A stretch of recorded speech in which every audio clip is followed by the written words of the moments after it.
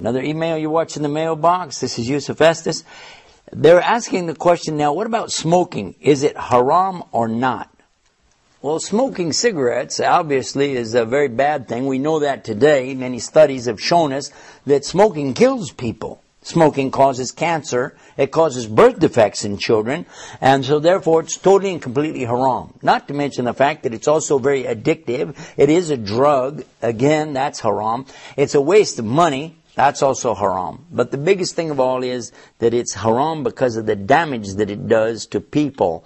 It's not something that's permissible in Islam at all. Zero. So if you know someone is smoking, encourage them to stop as soon as possible. If you smoke, ask Allah to take away this horrible thing from you, because it is a very horrible and bad habit.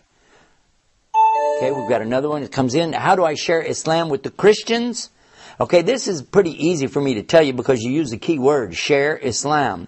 You can go to our website, islamnewsroom.com, and type in the word share and then the word Islam. Or you can just go to the internet and type in shareislam.com, and it will tell you a lot about sharing Islam with not only Christians but Jews. And okay, we've got another one here.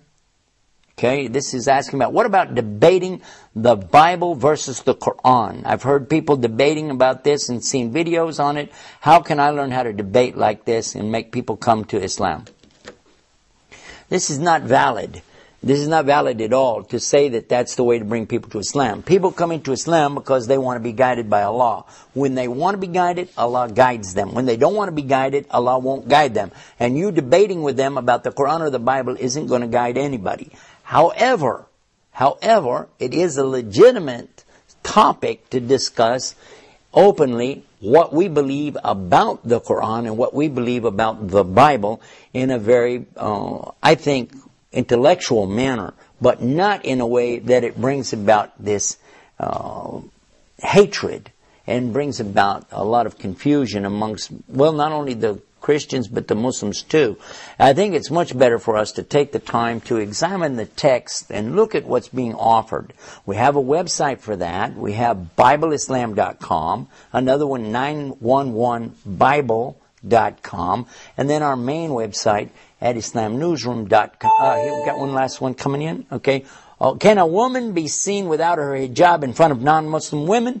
As far as I know, yes. That's what it says in the Quran.